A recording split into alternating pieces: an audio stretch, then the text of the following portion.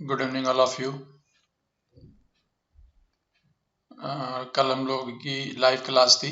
कल हम लोगों ने ट्रिग्नोमेट्री में एंगल्स साइन थीटा और कॉस थीटा टेन थीटा की वैल्यूज डिफरेंट एंगल के लिए, सबसे पहले स्मॉलर एंगल के लिए जो हम 0 से 90 मानते हैं, जो फर्स्ट क्वाड्रेंट के एंगल होते हैं, और उसमें स्टैंडर्ड एंगल्स होते हैं। ऐसा नहीं कि आप किसी भी एंगल के लिए पूछोगे वैल्यू तो मैं आपको फौरन बता दूंगा। तो वो जो स्टैंडर्ड एंगल्स हैं वो इसी ऑर्डर में है 30, 45, 60, 90, यानी कि 30, फिर उसमें आप 15 ऐड करिए, 45, फिर 15 ऐड करिए 60, और उसके बाद 30 ऐड कीजिए 90। तो ये होता है 0 के बाद 30, 15, 15, 30, 30, 15, 15, 30, ये ऑर्डर चलेगा। तो जो आगे ये 90 डिग्री तक तो हमारा पहला क्वाड्रेंट होता है, और उसके बाद 90 से लेकर 180 तक हमारा दूसरा क्वाड्रेंट होता है, और यहाँ पे जो स्टैंडर्ड एंगल है वो है 120, 135, 150 और 180। तो साइन हो चाहे कॉस हो चाहे टेन हो, साइन 135 या कॉस 150 की वैल्यू कैसे निकालेंगे, उसके लिए सबसे पहले तो हमको जो छोटे एंगल्स हैं इनकी वैल्यूज हमें पता है। Sine 30, sine 60, cos 60, cos 45, tan 45, etcetera etcetera, ये हमें पता है। उसके बाद ये जो प्रॉपर्टीज बताई गई हैं और ये एक रूल समझाया गया जो add sugar to coffee rule है, इसमें ये पता चलता है कि फर्स्ट क्वाड्रेंट में सारे पॉजिटिव होते हैं, यानी 0 से 90 तक कोई भी अगर मैं साइन लूँ चाहे कॉस लूँ चाहे टेन लूँ वो पॉजिटिव आएगा।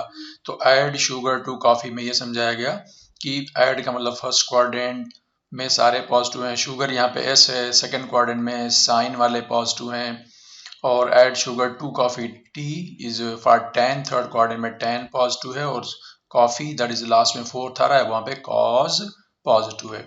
तो ये सारी ये जानकारी होने के बाद कि कहाँ पे कौन पॉजिटिव है, हम ये प्रॉपर्टीज यूज कर सकते हैं। जैसे मान लो कि हम साइन 180 प्लस थीटा करना चाहते हैं या कोई भी एंगल लेना चाहें, तो साइन 180 प्लस थीटा, जैसे मान लो आपको फॉर एग्जांपल आपको चाहिए वैल्यू किसकी, साइन 210,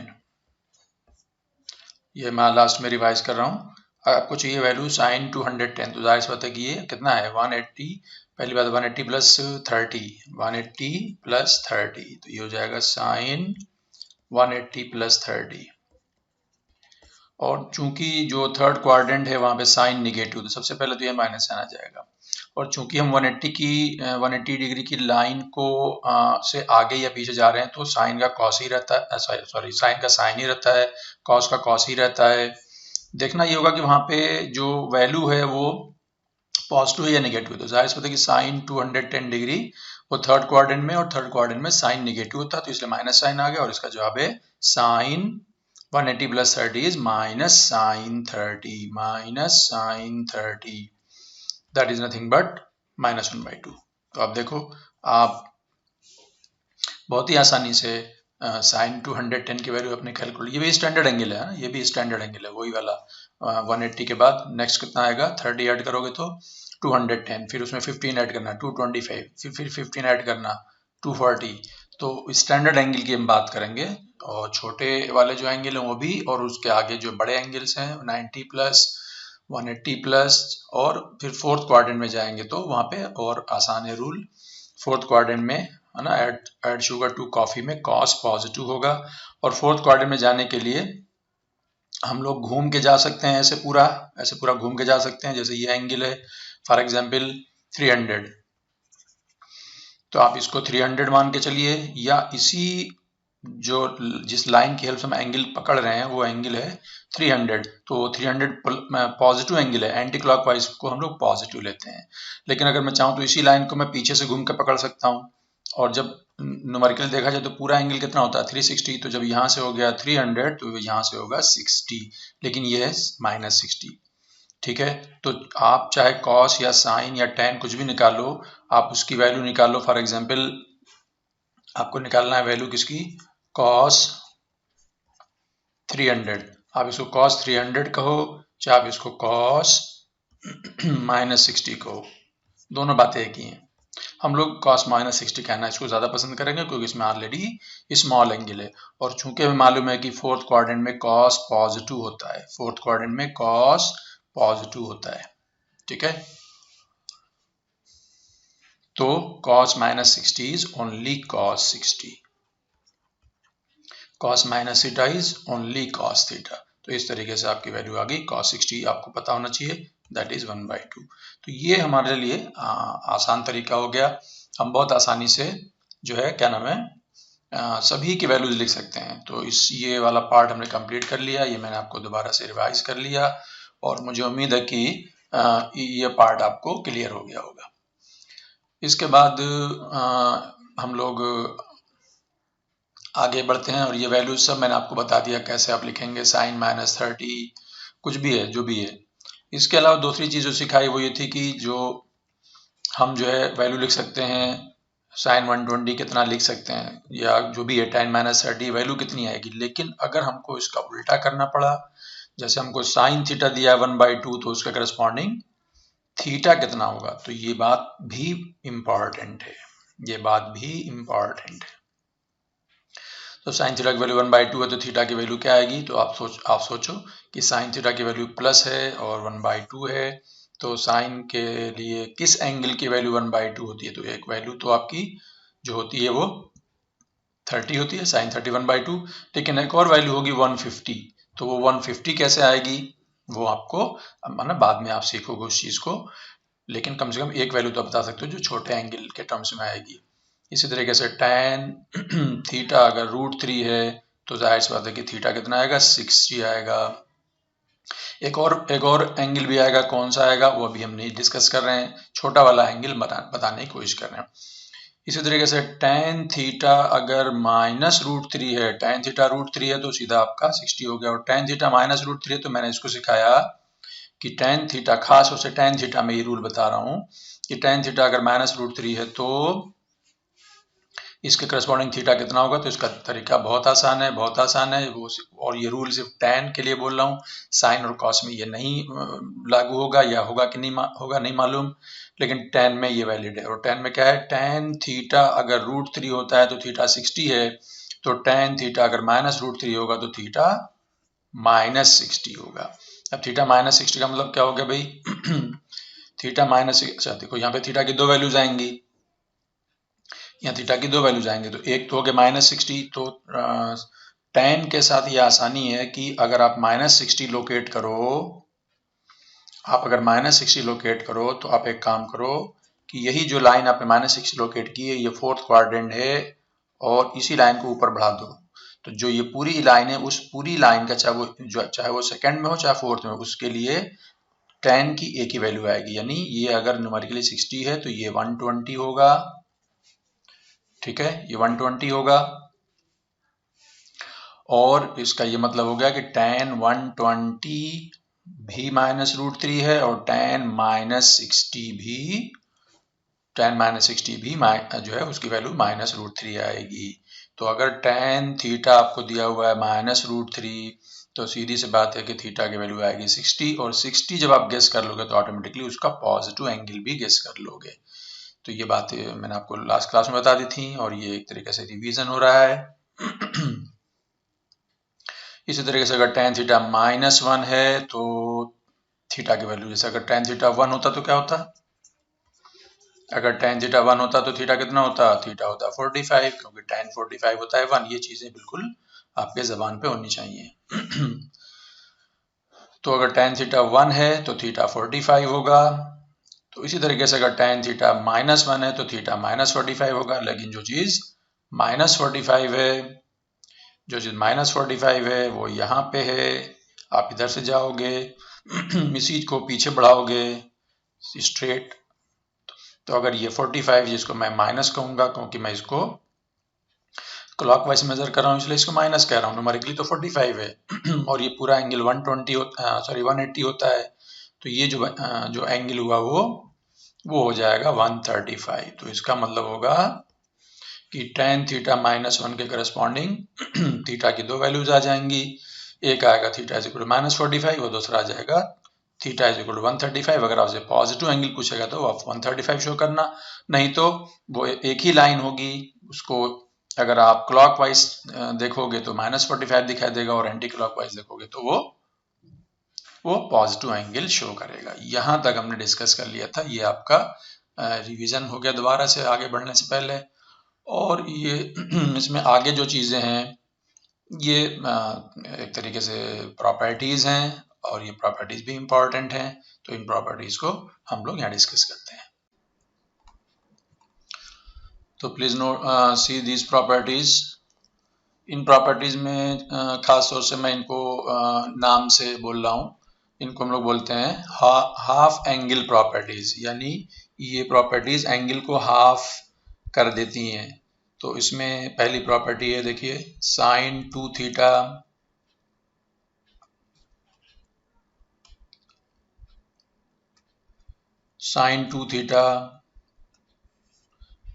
का फार्मूला होता है 2 साइन थीटा कॉस थीटा। आप इसको रिवर्स में यूज कर लो, 2 sine theta cos theta is sine 2 theta, या sine 2 theta is 2 sine theta cos theta. ठीक है, तो ये तो आसान है। उसके बाद उसमें जो एक होगा साइन 2 थीटा। अब हमारे पास है कॉस 2 थीटा। तो कॉस 2 थीटा जो है वो उसका फार्मूला होता है cos square theta minus sine square theta. ध्यान रखना ना, ये डिफरेंट हो गया। साइन 2 थीटा सिंपल था 2 साइन थीटा कॉस थीटा, लेकिन कॉस 2 थीटा है cos square theta minus sine square theta. और इससे पहले जो सबसे फंडामेंटल प्रॉपर्टी है, जो ट्रिग्नोमेट्रिक आइडेंटिटी है, that is sine square theta plus cos square theta is equal to 1। ये सबसे ज़्यादा यूजफुल है, सबसे ज़्यादा इसका यूज होता है, मालूम है ना आपको। तो हम इसका यूज कर सकते हैं यहाँ पे। तो जो प्रॉपर्टी cos 2 थीटा बराबर cos square theta minus sine square theta है, हम इस फार्मूले को यूज करते हुए मैं चाहूँ तो यहाँ से cos स्क्वायर थीटा को या साइन स्क्वायर थीटा को हटा दूं। तो जैसे अगर मैं cos स्क्वायर थीटा को हटाता हूँ तो क्या आ जाएगा वहां पे, cos square theta is what 1 minus sine square theta. तो देखो, तो यूजिंग दिस प्रॉपर्टी, यूजिंग लिखा हुआ है, using sine square theta plus cos square to be 1, मैंने किसको हटाया पहले, मैंने पहले हटाया साइन स्क्वायर थीटा को। तो अगर मैं साइन स्क्वायर थीटा को हटा दूं तो वहाँ पे क्या आ जाएगा, sign square theta is 1 minus cos square theta. तो यहाँ पे पहले से था, ये हो गया हमारा cos 2 थीटा बराबर, पहले से यहाँ पे है cos square theta minus sine यहाँ है ऑलरेडी। ठीक है, और साइन स्क्वायर थीटा की जगह 1 माइनस कॉस स्क्वायर थीटा। तो इस तरीके से ये बन जाएगा, इसको माइनस को अंदर मल्टीप्लाई कर दो, ये बन जाएगा -1 और ये हो जाएगा माइनस माइनस प्लस। तो यहाँ पे हो जाएगा cos स्क्वायर थीटा और यहाँ पे आ जाएगा cos स्क्वायर थीटा। ये बन जाएगा 2 cos स्क्वायर थीटा माइनस 1। इसमें इस 1 को इधर लेके आ जाते हैं और इसको हम इस फॉर्म में याद रखते हैं। हम इसको इस फॉर्म में याद रखते हैं, 1 plus cos 2 theta to be equal to 2 cos square theta. देखो हाफ एंगल प्रॉपर्टी की तरह यूज होगा। यहाँ पे 2 थीटा था लेकिन यहाँ पे थीटा है, ठीक है, वो cos स्क्वायर है वो अलग बात है, लेकिन आगे तो एंगल तो थीटा हो गया ना। तो जो यहाँ पे 2 थीटा था अब वहां पे थीटा आ गया। तो ये हाफ एंगल के फॉर्म में एक इंपॉर्टेंट प्रॉपर्टी है, 1 plus cos 2 theta 1 plus cos 2 theta is equal to 2 cos square theta. और अच्छा, अगर 1 plus cos 2 theta is 2 cos square theta, तो जहाँ पे 2 थीटा से थीटा हो गया, तो अगर यहाँ पे 1 प्लस कॉस थीटा होता खाली, यहाँ पे cos 2 थीटा था तो 2 थीटा से थीटा हो गया, तो यहाँ पे अगर थीटा होगा तो क्या हो जाएगा, हाफ। हाफ का मतलब थीटा से थीटा बाई 2, और ये आ जाएगा 2 cos स्क्वायर थीटा बाई 2। तो ये प्रॉपर्टी हमारे और दूसरी जगह हम लोग जब लेंगे मैथमेटिक्स वेक्टर चैप्टर में और कहीं भी आ सकती है, तो आप ध्यान रखिएगा। Please remember 1 plus cos 2 theta is equal to 2 cos square theta. यह हाफ एंगल के फॉर्म में यूज हो रहा है। 2 थीटा से थीटा हो गया तो थीटा से थीटा बाई 2 हो गया, वो इस cos स्क्वायर हो रहा है, वो हमारा हेडेक नहीं है, ठीक है ना। तो please remember these two properties.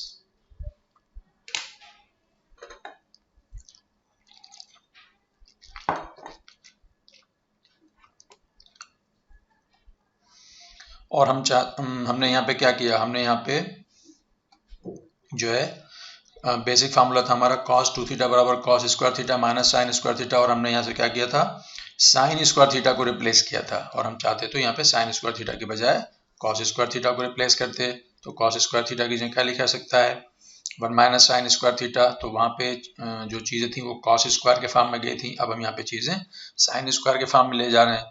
तो कॉस स्क्वायर थीटा की जगह आ जाएगा 1 माइनस साइन स्क्वायर थीटा, और यहाँ पहले से माइनस साइन स्क्वायर थीटा पहले से है, तो इस तरीके से बन जाएगा 1 माइनस 2 साइन स्क्वायर थीटा। फिर हम इसको इस तरीके से कर लेते हैं, जैसे यहाँ पे 1 प्लस कॉस 2 थीटा था, यहाँ पे इसको लिखते हैं हम लोग, देखिए इसको इधर लेके जाएंगे और इसको इधर लेके जाएंगे, तो वो बन जाएगा 1 minus cos 2 theta. 1 minus cos 2 theta is equal to 2 sine square theta, तो ये भी हाफ एंगल के फॉर्म में यूज हो रहा है। और 1 प्लस कॉस 2 थीटा था तो वो बन गया था 2 कॉस स्क्वायर थीटा, और अगर 1 माइनस कॉस 2 थीटा होगा तो वो बन जाएगा 2 साइन स्क्वायर थीटा। तो इसको थोड़ा ध्यान दीजिए और इसको याद रखना पड़ेगा।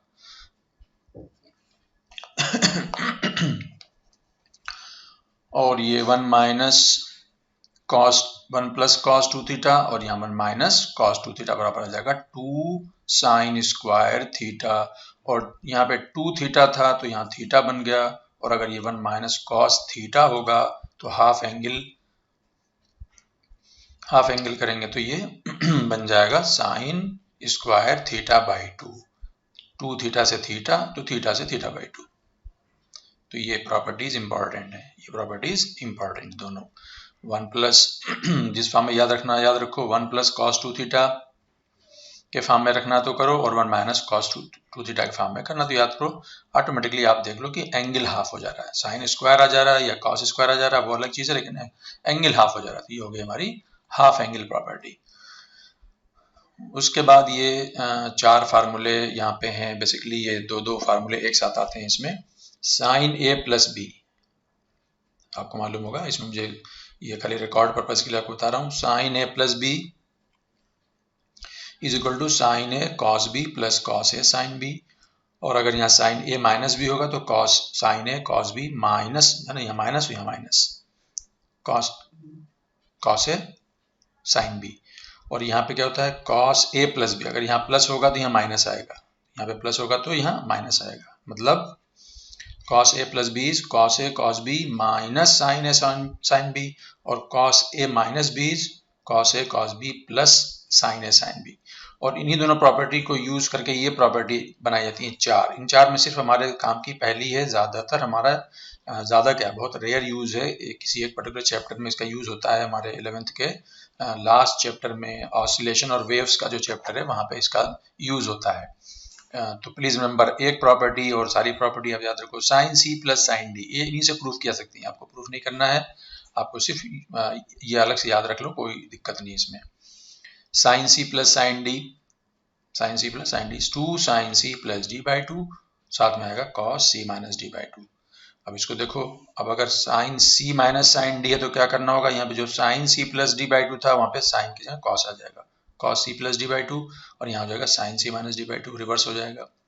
तो रहेगा वही, एक मतलब साइन आएगा, एक मतलब कॉस आएगा, यहाँ पे एक मतलब कॉस आएगा, एक मतलब साइन आएगा। लेकिन जब आप कॉस की प्रॉपर्टी यूज करेंगे जब आप कॉस की प्रॉपर्टी यूज करेंगे तो जाहिर देखो क्या है, cos C plus cos D में आएगा, दोनों जगह कॉस आ जाएगा, और cos C minus cos D में दोनों जगह साइन आ जाएगा। यहाँ पे एक इंपॉर्टेंट डिफरेंस है कि यहाँ पे साइन सी माइनस डी के बजाय साइन डी माइनस सी हो जाता है।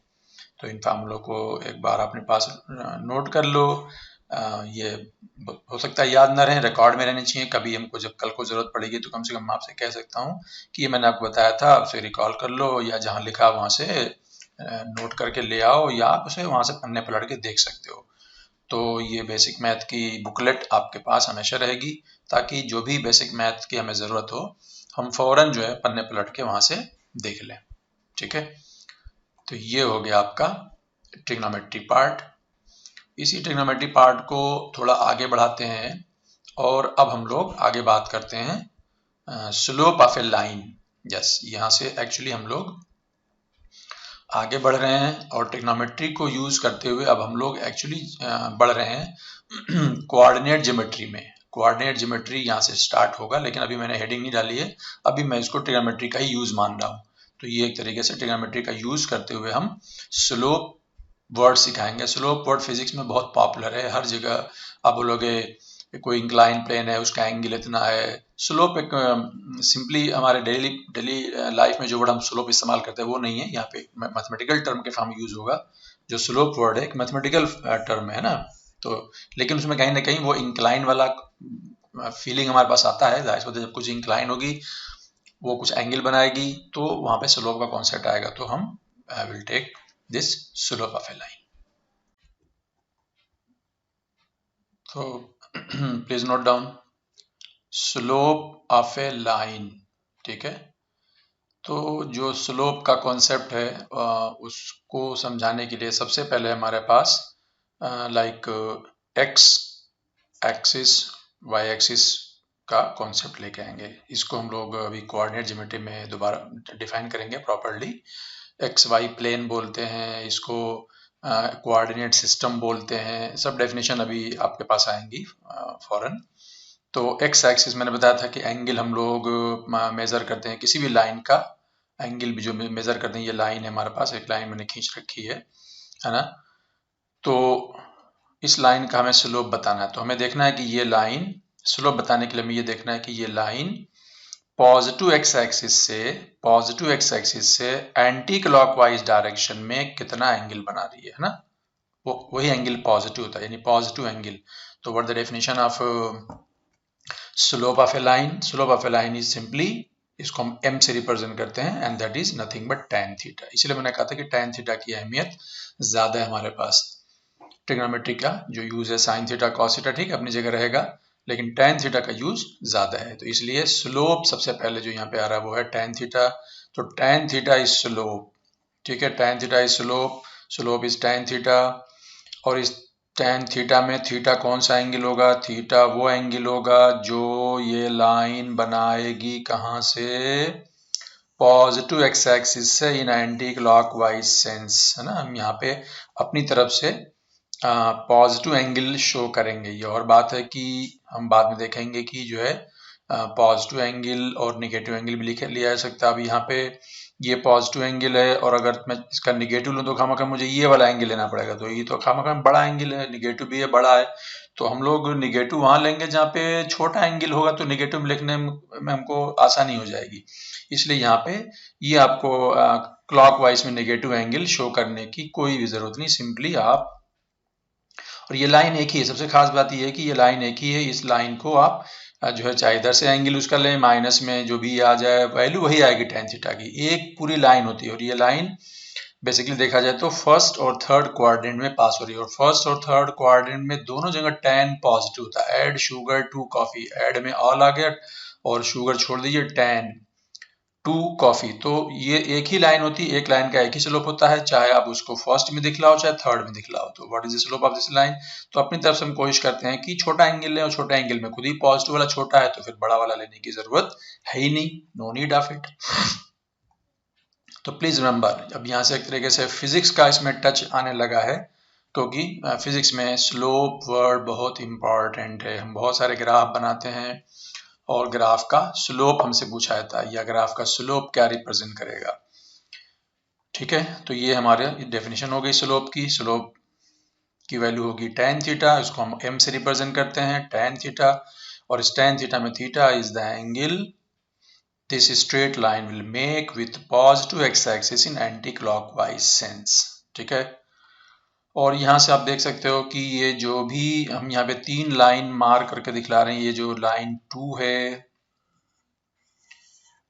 अच्छा आपको लगता है ये लाइन 2 ओरिजिन से पास हो रही है, और ये लाइन जो 1 है वो कहीं आगे से पास हो रही है, ये जो लाइन 3 है वो कहीं पीछे से पास हो रही है। लेकिन वो पास कहीं से भी हो, स्लोप तीनों का सेम है, क्योंकि हमको एंगल देखने के लिए ये नहीं देखना है कि वो लाइन ओरिजिन से पास हो रही है। ओरिजिन से पास हो रही है, अपना अपना एडवांटेज होगा। तो ओरिजिन से पास होने, हमने अभी तक ओरिजिन से पास होते दिखलाया था, वो अपनी आसानी के लिए था। तो ये तीनों लाइनों में डिफरेंस होगा कुछ ना कुछ, लेकिन तीनों का स्लोप सेम है। अगर ये तीनों पैरेलल हैं तो ये एंगल अगर थीटा है तो ये एंगल भी थीटा। ये भी पॉजिटिव एक्स एक्सिस से लिया जा रहा है और ये भी पॉजिटिव एक्स एक्सिस से ही लिया जा रहा है ना। ये निगेटिव एक्स एक्सिस नहीं, निगेटिव तो इधर पीछे है ना। वो आप बोलोगे ये लाइन निगेटिव एक्स की तरफ जा रही है, कहाँ जा रही है ये नहीं देखना है आपको, एंगल देखने के लिए ये एंगल पॉजिटिव एक्स एक्सिस ये है और यहीं से एंगल लिया जा रहा है, और ये तीनों एंगल सेम है।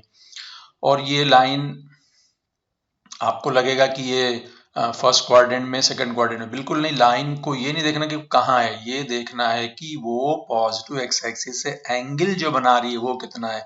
ये एंगल डेफिनेटली लेस देन 90 है, तो कौन से क्वाड्रेंट में माना जाएगा? फर्स्ट क्वाड्रेंट खत्म। उसको फर्स्ट में मानो और थर्ड में मानो, फर्स्ट में मानो थर्ड मानो, उससे कोई फर्क नहीं पड़ता। जब आप ओरिजिन पे लाइन ड्रॉ करते हैं तो वो आसानी से दिखता है कि फर्स्ट और थर्ड में। ओरिजिन पे अगर वो लाइन ओरिजिन से पास नहीं हो रही है तो आप ये नहीं कहो कि ये लाइन फर्स्ट और सेकंड क्वाड्रेंट में, बिल्कुल नहीं। एंगल के पॉइंट ऑफ व्यू से ये लेस देन 90 है तो ये फर्स्ट क्वाड्रेंट हुआ, और उस लाइन को मैं पीछे बढ़ाऊंगा तो जाहिर सी बात है वो थर्ड में जाएगी। इसी तरीके से ये भी ये नहीं बोलोगे कि ये लाइन सर यहाँ फर्स्ट में है, यहाँ सेकंड में, यहाँ थर्ड में, ऐसा नहीं है। लाइन की पोजीशन नहीं देखना है, लाइन का एंगल देखना है। और एंगल देखने के लिए वो लाइन कहीं पे भी हो पॉजिटिव एक्स एक्सिस से, ये पॉजिटिव एक्स एक्सिस है, उससे एंटी क्लॉकवाइज सेंस में एंटी क्लॉकवाइज सेंस में कितना एंगल बना रही है वो इम्पोर्टेंट है। और इसमें खास बात यह है कि जो भी लाइन पॉजिटिव एक्स एक्सिस से एंगल बनाती है लेस देन 90, और लेस देन 90 के लिए हमारा जो tan थीटा होता है वो पॉजिटिव होता है, तो हम कहते हैं कि जो भी लाइन का इंक्लिनेशन इस तरीके से होगा कि वो पॉजिटिव एक्स एक्सिस से एंगल बनाएगी लेस देन 90, उसका स्लोप पॉजिटिव होता है। उसका स्लोप पॉजिटिव होता है। कोई भी लाइन हो पॉजिटिव एक्स एक्सिस, मैं अलग से बिल्कुल यूं खींच दूं, खाली मुझे वाई एक्सिस भी शो करने की जरूरत नहीं, ये प्लस एक्स एक्सिस है, मुझे वाई एक्सिस शो करने की जरूरत नहीं। ये लाइन है, ये लाइन है, बताओ भाई, ये लाइन जाहिर सी बात है पॉजिटिव एक्स एक्सिस जो एंगल बना रही है वो ये वाला एंगल है, और डेफिनेटली ये लेस देन 90 है। और लेस देन 90 का मतलब फर्स्ट क्वाड्रेंट होगा, और फर्स्ट क्वाड्रेंट में tan पॉजिटिव होता है, तो tan थीटा जो भी एंगल इसका थीटा है वो लेस देन 90 है, तो इसका tan थीटा पॉजिटिव होगा। हम बोलेंगे इस लाइन का स्लोप पॉजिटिव है। और जो लाइन, देखिए एक लाइन हमने ड्रॉ कर रखी है, ओरिजिन से पास करके दिखला रहे हैं, और ये लाइन डेफिनेटली कहाँ पे जा रही है? ये लाइन जा रही है ओरिजिन से पास हो रही है, तो आसानी से देख सकते हैं ये सेकंड और ये फोर्थ, और सेकंड और फोर्थ दोनों में ही हमारा tan निगेटिव होता है। और tan, अगर ये एंगल 120 है तो मैं इसको यहाँ से पकड़ लूँ, ये पॉजिटिव एंगल 120 होगा, या इसी लाइन को, दोनों एक ही लाइन है, सेम लाइन, tan के लिए दोनों लाइनें सेम है, एक सिंगल लाइन है, चाहे आप उसको एंटी क्लॉकवाइज उसको कैच कीजिए, पॉजिटिव एंगल बोलेंगे उसको, चाहे उसको आप क्लॉकवाइज कैच कीजिए, निगेटिव बोलिए, लेकिन दोनों का tan सेम है। और ये पॉजिटिव के टर्म्स में मोर देन 90 है, नेगेटिव में तो समझने के लिए नेगेटिव कैच कर लेते हैं, बेसिकली तो पॉजिटिव के टर्म्स में डिफाइन करना होता है। तो tan की वैल्यू tan 120 जो है वो निगेटिव होता है, उसको निकालने का तरीका आपको मैंने सिखा दिया है ना। आप डायरेक्टली जो है tan -60 उसको कह दीजिए, tan 120 मैंने समझा रखा है नीचे, tan 120 is same as tan -60, और tan -60 इज माइनस tan 60, क्योंकि फोर्थ क्वाड्रेंट में ये एंगल कहाँ चला जाएगा? फोर्थ में। ये एंगल जाएगा सेकंड में। दोनों एक ही लाइन है, एक लाइन का एक ही स्लोप होगा, ठीक है। और इस तरीके से पॉजिटिव एंगल के अच्छा, फिर यहाँ पे हमने वही बताया 1 2 3, ये तीनों लाइनें पैरेलल हैं। आप बोलोगे कि ये लाइन कौन से क्वाड्रेंट में जा रही है? लाइन को क्वाड्रेंट में नहीं देखना है, लाइन का एंगल देखना है। तीनों लाइनें पैरेलल हैं, पॉजिटिव एक्स एक्सिस से जो एंगल है वो है 120 डिग्री, उसको निगेटिव में देखना हो -60 है। सबका एक ही हाल है, तो चाहे ओरिजिन से पास हो, चाहे वो ओरिजिन से लेफ्ट में हो, चाहे राइट में हो, लाइन की पोजीशन नहीं देखना है।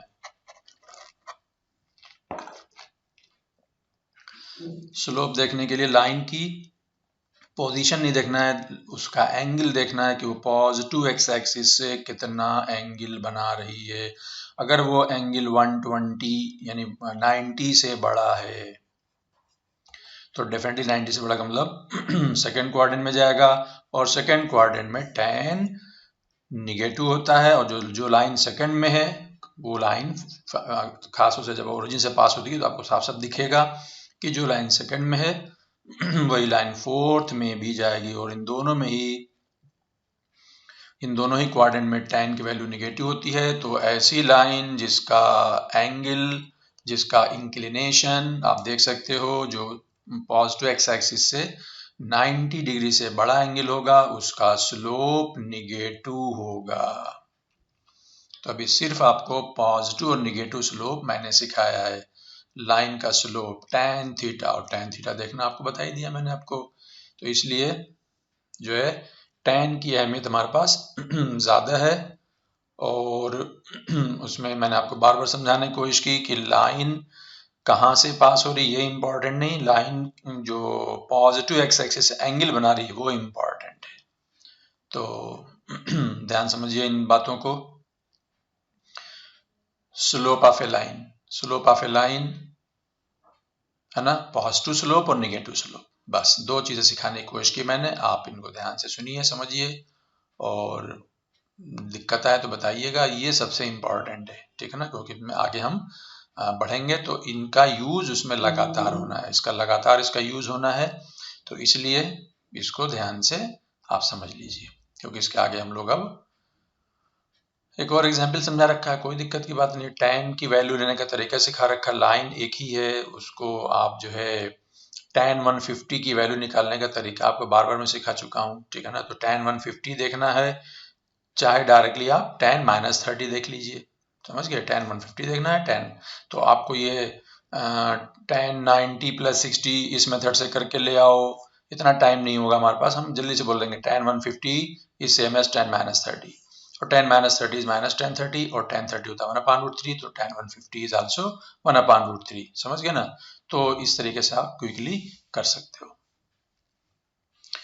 ये ट्रिग्नोमेट्री पार्ट यहाँ पे कंप्लीट हो गया, ठीक है। इसके आगे हम लोग कोऑर्डिनेट ज्योमेट्री स्टार्ट करेंगे। Okay, so let us start with coordinate geometry. तो ट्रिग्नोमेट्री हमने कंप्लीट कर लिया। ट्रिग्नोमेट्री ये वो टॉपिक था जो एक तरीके से आप थोड़ा मोड़ा जानते थे पहले से। यहाँ भी कोऑर्डिनेट ज्योमेट्री में भी कुछ चीज़ें आप जानते होंगे, और कुछ चीज़ें ऐसी होंगी जो आपके लिए जाहिर सी बात है कि नई होंगी। तो इम्पॉर्टेंट है, ये हमारे सबसे ज़्यादा यूज़फुल है अगर अभी तक के मैथमेटिक्स में, तो ये हमारे पास कोऑर्डिनेट ज्योमेट्री में हम लोग बात करेंगे, ठीक है ना। तो कोऑर्डिनेट ज्योमेट्री में कुछ बेसिक डेफिनेशन हम लोग पहले बोल लेते हैं। सबसे पहले कोऑर्डिनेट सिस्टम। कोऑर्डिनेट सिस्टम क्या, एक जनरल डेफिनेशन क्या है, ये डेफिनेशन आपको कोई एकेडमिक में नहीं ज़रूरत है, सिर्फ समझने के लिए, हमारा अपनी लैंग्वेज में समझाने के लिए। कोऑर्डिनेट सिस्टम, तो कोऑर्डिनेट सिस्टम क्या है भाई? Coordinate system consist of a set of lines, जिनको हम लोग रेफरेंस लाइंस भी बोलते हैं, या इन्हीं को हम लोग कोऑर्डिनेट एक्सिस भी बोलते हैं। Consist of a set of lines and an origin, और एक ओरिजिन होता है, और वो ओरिजिन आमतौर से जो लाइंस हैं उनका इंटरसेक्शन पॉइंट होता है ना, उनका इंटरसेक्शन पॉइंट होता है। दो लाइन है तो उनका इंटरसेक्शन पॉइंट, तीन है या दो है या जो भी है। और इसका यूज क्या है, कोई तो हो गया, it consist of certain lines, set of lines, जिनको हम लोग एक्सिस बोलते हैं या रेफरेंस लाइन बोलते हैं, उसमें एक ओरिजिन होता है, which is used to locate position of a point with respect to origin। किसी भी पोजीशन को अर्थ के ऊपर कहीं पे भी हमको अगर किसी जगह को लोकेट करना हो, तो हम लोग सबसे पहले क्या करते हैं, एक ओरिजिन बनाते हैं कि कहाँ से मेजरमेंट बताएंगे, है ना। आपको किसी भी शहर की लोकेशन बताना है, भाई यहाँ से कोई पूछे भाई आगरा कितना दूर है, तो आप यहाँ से बताओगे, आप बोलोगे नियरली 80 किलोमीटर, तो आप कहाँ से बता रहे हो, आप अलीगढ़ से बता रहे हो, ऐसा थोड़ी कि जो आप हाथरस से बता रहे हो। कोई पूछे भाई हाथरस से कितना दूर है, तो it is different, it is 40 kilometre. तो कहाँ से मेजरमेंट किया जा रहा है, तो उसमें ओरिजिन होता है, और सिर्फ ओरिजिन से काम नहीं चलता। तो प्रॉपरली अगर लोकेट करना है तो हमें एक पूरा एक सिस्टम चाहिए होता है, जिसको हम लोग कोऑर्डिनेट सिस्टम कहते हैं। तो कोऑर्डिनेट सिस्टम की हेल्प से हम किसी भी पॉइंट को अर्थ सरफेस पे या कहीं पे भी हम लोग उसको लोकेट कर सकते हैं। तो मेनली जो कोऑर्डिनेट ज्योमेट्री का जो पहला यूज है, जो पहला उसका काम है, वो है लोकेशन के पॉइंट ऑफ व्यू से। पोजीशन वर्ड बहुत पॉपुलर है फिजिक्स में, पोजीशन और लोकेशन वर्ड अभी हमको एक जैसे दिख रहे हैं, कोई दिक्कत की बात नहीं, ठीक है ना। और उसी को मैथमेटिक्स की लैंग्वेज में हम लोग, जो चीज लोकेशन है, जो चीज पोजीशन है, उसी को हम लोग बोलते हैं बाद में कोऑर्डिनेट्स। उस जगह के कोऑर्डिनेट्स, यानी एक अलग तरीके से पोजीशन को बोला जाए, कोऑर्डिनेट मतलब एक अलग तरीके से बोलने का की कोशिश की जाएगी, तो वो मैथमेटिकल लैंग्वेज हो जाएगी। फिजिक्स की लैंग्वेज डेली लाइफ की लैंग्वेज लोकेट है, फिजिक्स की लैंग्वेज पोजीशन है, और मैथमेटिक्स की लैंग्वेज कोऑर्डिनेट है। उस पॉइंट के कोऑर्डिनेट्स क्या है, मतलब उस पॉइंट की पोजीशन क्या है, उस पॉइंट की लोकेशन क्या है। ओके, तो coordinate system consist of a set of lines, इनको हम लोग रेफरेंस लाइन भी बोलते हैं या इनको कोऑर्डिनेट एक्सिस बोलते हैं, and an origin which is used to locate the position of a point with respect to origin। origin से ही मेजरमेंट होगा सारा, लेकिन इन लाइनों की हेल्प ली जाएगी। देखिए मैथमेटिक्स में कई तरीके के कोऑर्डिनेट सिस्टम हैं, जिसमें हम लोग बोलते हैं Cartesian coordinate system, polar coordinate system, spherical coordinate system, cylindrical coordinate system. मैंने इनको पहले से ही काट रखा है, यहाँ पे इनको पहले ही कैंसिल कर रखा है, यानी हमको इनके बारे में बिल्कुल भी नहीं पढ़ना है। हमें पढ़ना तो सिर्फ कार्टेशियन ही है, लेकिन हाँ आगे चल के हम कहीं ना कहीं पोलर कोऑर्डिनेट सिस्टम का नाम लेंगे, तो इसलिए यहाँ पे एक मतलब बोल देना है कि भाई पोलर कोऑर्डिनेट सिस्टम भी कोई चीज होती है। अभी उसके बारे में बात नहीं करेंगे, बात अभी करनी है हमको किसके बारे में, कार्टेशियन कोऑर्डिनेट सिस्टम। तो कार्टेशियन कोऑर्डिनेट सिस्टम में क्या होता है, कार्टेशियन कोऑर्डिनेट सिस्टम में वही होता है जो हमने बेसिक डेफिनेशन में दी है। It consist of set of lines. वो सेट ऑफ लाइन में वो कितनी लाइनें होंगी, कितनी लाइनों का सेट होगा, तो जितनी लाइनों का सेट होगा उसके हिसाब से जो कार्टेशियन कोऑर्डिनेट सिस्टम है उसको हम लोग बोलते हैं वन डायमेंशनल कोऑर्डिनेट सिस्टम, या इसी को बोलते हैं वन डायमेंशनल कोऑर्डिनेट ज्योमेट्री। ठीक है, तो अगर सिर्फ एक लाइन होगी और एक ओरिजिन होगा, एक लाइन और एक ओरिजिन, ये लाइन है ये ओरिजिन है ना, ओरिजिन। तो ओरिजिन को हम लोग बोलते हैं कि इसके ओरिजिन के कोऑर्डिनेट्स क्या हैं, 0 हैं, और इस लाइन में एक ही लाइन है, तब भी हम इसको बोलेंगे कि एक तरफ प्लस कहेंगे तो दूसरी तरफ माइनस कहेंगे। समझ गए? चलिए, ये तो वन डायमेंशनल हो गया जिसका यूज हमारे पास आएगा। तो टू डायमेंशन में क्या एक्सपेक्ट करते हैं, देयर बी टू लाइंस, और वो लाइनें है ना रैंडम लाइनें नहीं होंगी, दो म्यूचुअली परपेंडिकुलर लाइंस। तो टू डायमेंशनल ज्योमेट्री हमें यहाँ पढ़ना है। टू डायमेंशनल ज्योमेट्री की डेफिनेशन है कार्टेशियन कोऑर्डिनेट सिस्टम के पॉइंट ऑफ व्यू से, it consist of two mutually perpendicular coordinate lines, coordinate axis, reference lines, so called, इनको हम लोग एक्स एक्सिस वाई एक्सिस बोलते हैं, एक्स एक्सिस और वाई एक्सिस, और ये आपस में म्यूचुअली परपेंडिकुलर होते हैं। और अच्छा जी, थ्री डायमेंशन में क्या होगा, जाहिर सी बात है वहां पे तीन म्यूचुअली परपेंडिकुलर जो है वो लाइंस होंगे, जिनको हम लोग एक्स वाई और जेड कहते हैं। और इस तरीके से यहाँ बन के आता है थ्री डायमेंशनल कोऑर्डिनेट सिस्टम, जो कि अभी हमें नहीं पढ़ना है, लेकिन आइडिया हमें हल्का सा हो जाएगा और आने वाले टाइम में उसका कहने का यूज भी दिखाई देगा।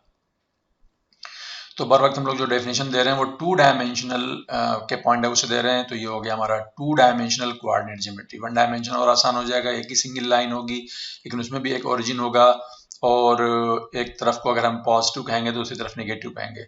और जब हम टू डायमेंशनल लेंगे तो वहां पे भी दो म्यूचुअली परपेंडिकुलर लाइन होंगी, एक एक्स एक्सिस और एक वाई एक्सिस। ये होगी हमारी एक्स एक्सिस और ये होगी हमारी वाई एक्सिस। इसमें भी जहाँ पे दोनों इंटरसेक्ट करेंगे उसको हम ओरिजिन कहेंगे, और उसमें भी उसके राइट वर्ड को अगर हम प्लस एक्स कहेंगे तो उसके लेफ्ट को हम लोग माइनस एक्स कहेंगे।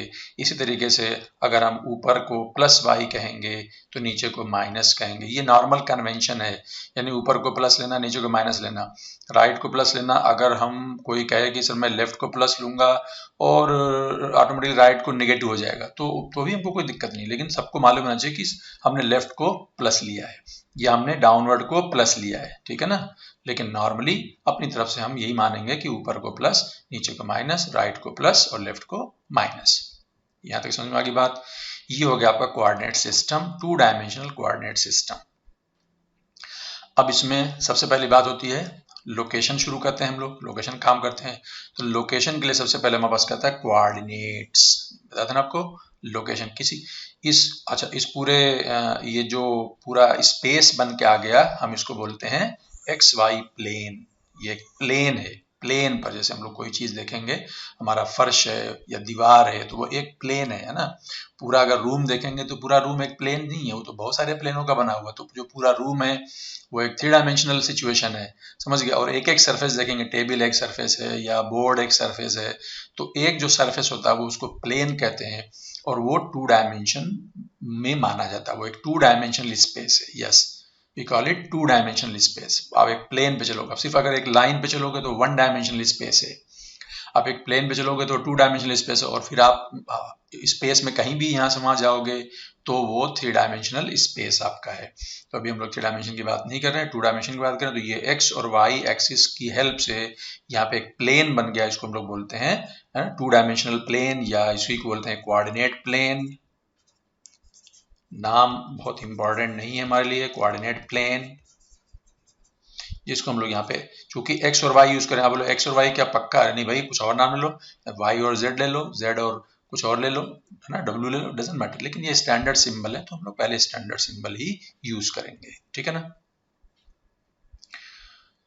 तो बात समझ में आ गई। कोऑर्डिनेट की बात करते हैं तो कोऑर्डिनेट का मतलब लोकेट करना। तो सबसे पहले ओरिजिन के कोऑर्डिनेट्स, क्योंकि 2 डायमेंशनल ज्योमेट्री है तो ओरिजिन के कोऑर्डिनेट्स होंगे 0, 0। इसमें 2 0 क्यों आ गए? क्योंकि इसमें एक 0 एक्स एक्सिस के लिए है, यानी एक्स का भी ये ओरिजिन है और ये वाई का भी ओरिजिन है, यानी दोनों का ओरिजिन है, कंबाइंड ओरिजिन है नहीं। तो इसमें एक्स भी 0 है और वाई भी 0। अब ओरिजिन को 0, 0 मानते हुए, यानी जहां पे भी हम है उसको 0 मान लेंगे। अब वहां से हम मेजरमेंट करेंगे कि भाई कौन सी जगह कहाँ है, कितना दूरी है। तो उसको लोकेट करने का तरीका जो कोऑर्डिनेट ज्योमेट्री में है वो है कोऑर्डिनेट के फॉर्म में। तो अब अगर ये ओरिजिन है, ओरिजिन के कोऑर्डिनेट्स हैं 0, 0, तो अब मैं बोलता हूँ कि ये कोई जगह है इसी प्लेन पर और इसके कोऑर्डिनेट्स हैं x, y, है ना। वैल्यू भी x एक्सिस का भी नाम है और उस पॉइंट का भी नाम है, उसे कोई दिक्कत की बात नहीं है। तो अगर इस जगह के कोऑर्डिनेट्स हैं x, y, तो इसका मतलब क्या होता है कि अगर मैं इस पॉइंट P से x एक्सिस पे परपेंडिकुलर ड्रॉप करूं और y एक्सिस पे परपेंडिकुलर ड्रॉप करूं, तो x एक्सिस पे आपने जो परपेंडिकुलर ड्रॉप किया है तो ये जो डिस्टेंस है इसका नाम कुछ रख दो m। तो बेसिकली जो OM डिस्टेंस है वो x है, क्योंकि इसके कोऑर्डिनेट्स क्या हैं x, y। तो x का मतलब x एक्सिस पे कितना है वो, और इसी तरीके से आप y पे परपेंडिकुलर ड्रॉप करो तो इसका नाम n रख दो। तो जो ON है वो बेसिकली हमारा y कोऑर्डिनेट है। तो जो भी कोऑर्डिनेट जानना हो तो उस पॉइंट से उस एक्सिस पे परपेंडिकुलर ड्रॉप करेंगे और ओरिजिन से उस डिस्टेंस को मेजर कर लेंगे। ON y कोऑर्डिनेट को रिप्रेजेंट कर रहा है और OM x कोऑर्डिनेट को रिप्रेजेंट कर रहा है। तो ये बहुत बेसिक बात हो गई। और इसमें एक चीज ये भी होगी कि अगर ये देखा जाए ये x है और ये y है और ये एंगल 90 डिग्री है तो ये एक तरीके से राइट एंगल ट्रायंगल हो गया। तो इसमें पाइथागोरस अप्लाई कर दोगे तो ये जो O से P की डिस्टेंस है, directly straight line distance OP, that OP will be equal to, Pythagoras लगा दो, under root x square plus y square. तो ये भी एक हो गया कि किसी भी पॉइंट की पोजीशन लोकेट करना है तो डिस्टेंस भी इसमें आ जाएगी। जो डिस्टेंस है वो पोजीशन का ही एक एस्पेक्ट है ना। पोजीशन, डिस्टेंस, डिस्प्लेसमेंट, बहुत सारी बातें फिजिक्स के टर्म्स हैं। तो अभी हम इसको सिंपली डिस्टेंस कह रहे हैं, कोई दिक्कत की बात नहीं, ठीक है।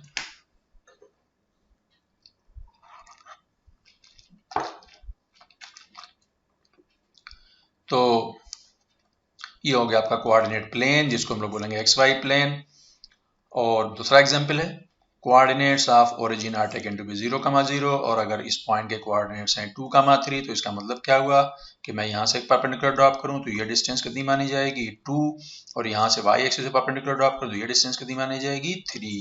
तो मेरे ख्याल से ये बातें बहुत ही सिंपल हैं और जो आप जानते हैं, समझते हैं, ठीक है। इसी तरीके से ये एक फार्मूला जो डिस्टेंस फार्मूला बुलाया था, आपने इस पॉइंट की दूरी ओरिजिन से मेजर की। अगर 2 पॉइंट्स हों अलग अलग जगहों पे, एक है x1, y1, है ना, ऐसे नाम देते हैं x1, y1, x2, y2, इसका x कोऑर्डिनेट x1 है और y कोऑर्डिनेट y1 है।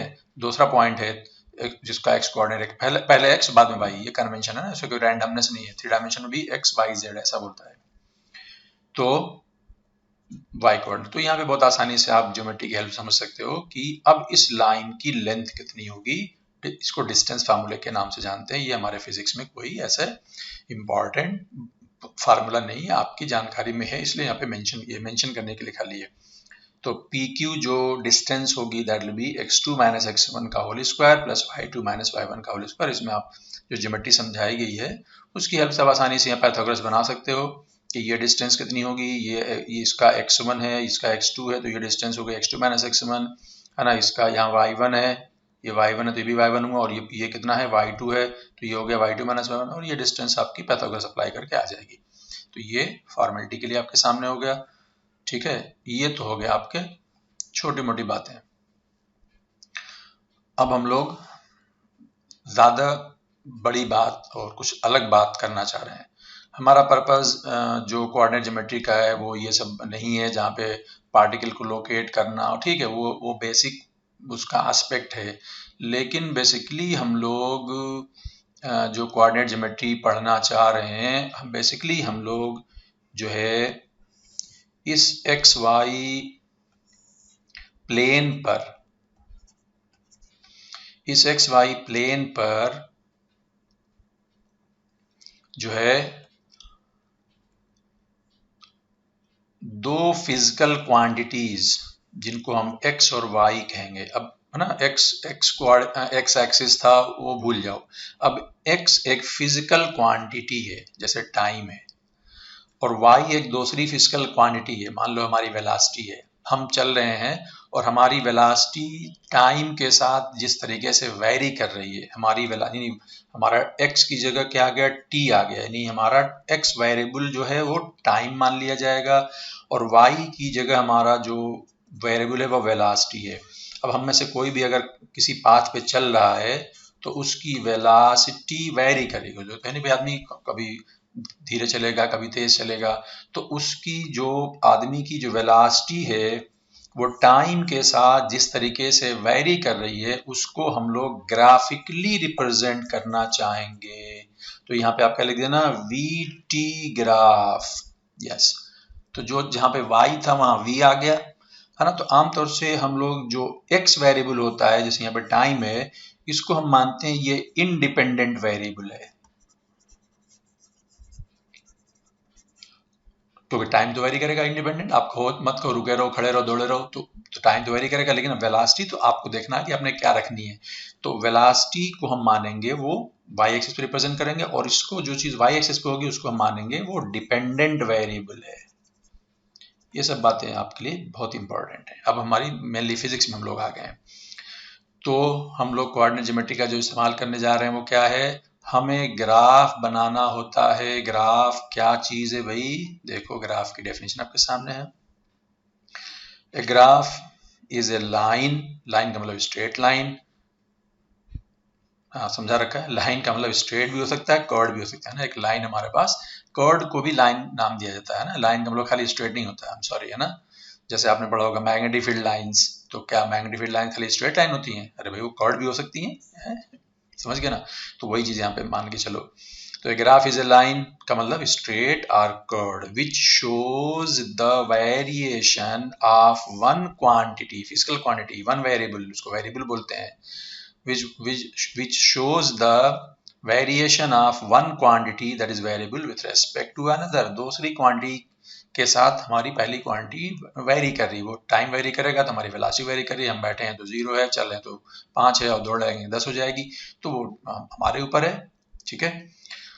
विच आर इंटररिलेटेड, यानी जो जिन दो क्वांटिटीज के बीच में ये ग्राफ बनेगा, एक क्वांटिटी दूसरे पे डिपेंड करेगी, और उनके बीच में जो रिलेशन होगा वो दिया जाएगा कि भाई कैसे वो रिलेटेड हैं, क्योंकि भाई वेलोसिटी टाइम के साथ कांस्टेंट है कि वेरी है, एक्सीलरेटेड है, वगैरह वगैरह बहुत सारी चीजें होती हैं, हम जानते हैं।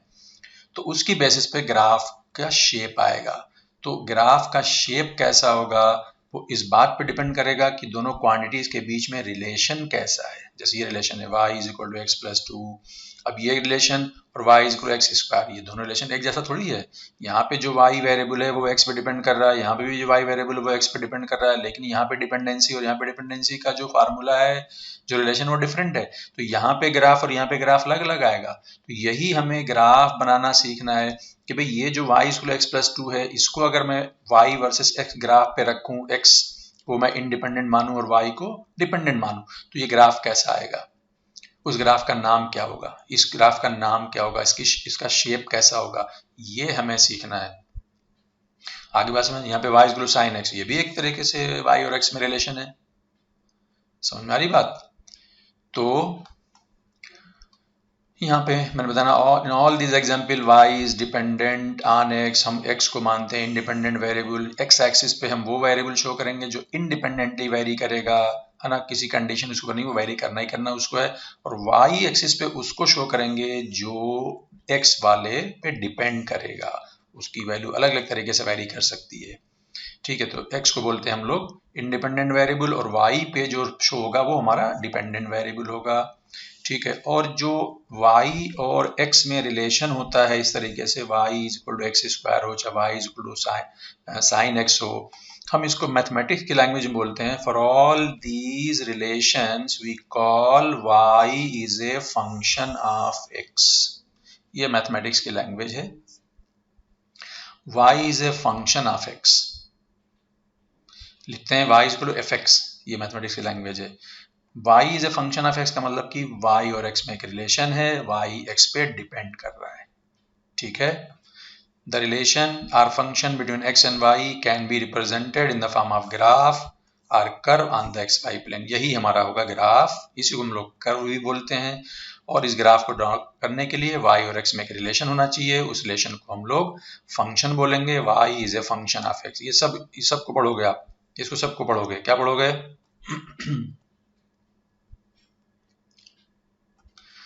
y is equal to x plus 2, y is a function of x, yes, y is a function of x, y is a function of x, y is a function of x, ये सब अलग अलग function है, हम function को नाम से भी पहचानते हैं, ठीक है। तो देखिए ये आपका इंट्रोडक्शन पार्ट हो गया, और उसके बाद इन फंक्शन के नाम रखेंगे, ठीक है ना। तो अभी मैं इसको यहीं पे रोकता हूँ, टाइम देख लेते हैं, अगली क्लास में हम कंटिन्यू करेंगे, बहुत इंटरेस्टिंग है, बहुत ध्यान से सुनिएगा, ठीक है, रिवाइज कीजिए।